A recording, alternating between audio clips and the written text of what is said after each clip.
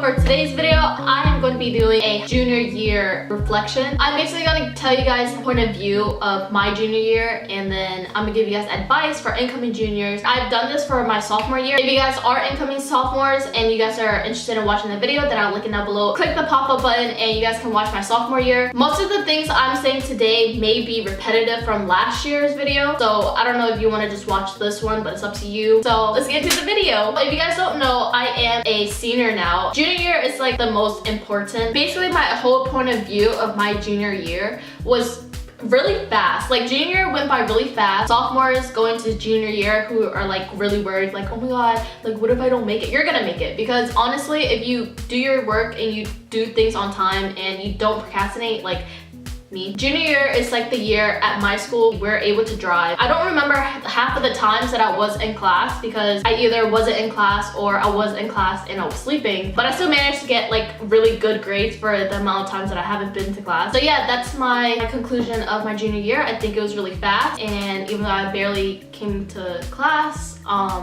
it was actually really fun. My first advice for incoming juniors, take dual enrollment classes. I don't know if you guys know what dual enrollment classes, but they're basically like college classes that you take in high school. There are some classes that are on campus, so at your school, and there's some that are off campus where you have to drive to the college and take it there. I didn't have an off-campus class, but I had an on-campus class my junior year. It does count for college credit, so I know a lot of people may tell you guys to take your AP classes. Like, AP classes, yes, they're good, and you are able to get a college credit for it, but it's only if you pass the test. I've never taken an AP class. I was thinking of taking one, but I just know I'm not going to do the work. Like, I already procrastinate as much as I already do now. I doubt that I would do an AP class and pass it. Even if you can't do dual enrollment classes, because you do need like certain criteria to be placed into a dual enrollment class. If your school does this, you can also do classes online, so you can take your classes that you need to take in senior year, like government, economics, English 4. Like, you can take any of your classes and ask your counselor. Your counselor is going to be your best friend. Like, if you don't know anything, your counselor most likely will, and you should try to talk to your counselor if you guys do have counselors. Just talk to them, ask them about like, am I on the right track, which also goes on to my next advice. Talk to your counselor. I know that talking to like older people is really awkward. My sophomore year, I went up to my counselor and I asked her like, oh, what do I need to take? What classes will I be taking my senior year? Are there any classes that I should be taking? Have I met the criteria for graduation? It really helps you plan out your senior year so you know that you're not going to be behind. My next advice would be to take the classes you need also, so that kind of goes on with 1 and 2 advice, to take the classes you need. Don't take 3 gyms if you don't need 3 gyms. Like, you already have your gym credit, do not take another gym. Unless you honestly really want to take soccer and gym, like obviously go ahead, do whatever you want. I'm saying if you haven't taken Hope, if you haven't taken your art credits, if you haven't taken anything, take the class. You're gonna take it anyways, and you really don't want to be a senior taking a 2D 3D art class and then taking a gym class, like having gym. It's gonna suck. Like, you're not gonna like it at all. Take the classes that you really need to take right now so you don't have to worry about it senior year. If you are deciding to go to college, I would say in the beginning of the year, jot down 5 to 8 schools, like universities or colleges. If you have a school in mind, having backups that you are looking into in the beginning of your junior year is really good. And then towards the end of the year, like right now going into senior year, you should have at least 2 or 3 that you genuinely do want to go to, in case if you do apply and you don't get accepted, you have other choices. The next advice would be to visit campuses. Like, I've never like visited campuses, I never toured campuses until this year. A lot of schools will probably change your mind about, where you think like, oh, I don't want to go to the school. You tour, you're like, wow, I really love this school. Just tour campuses. You will get like something good out of it, and also I think you could get scholarships for it. Some schools have a scholarship that you can apply to like earn like,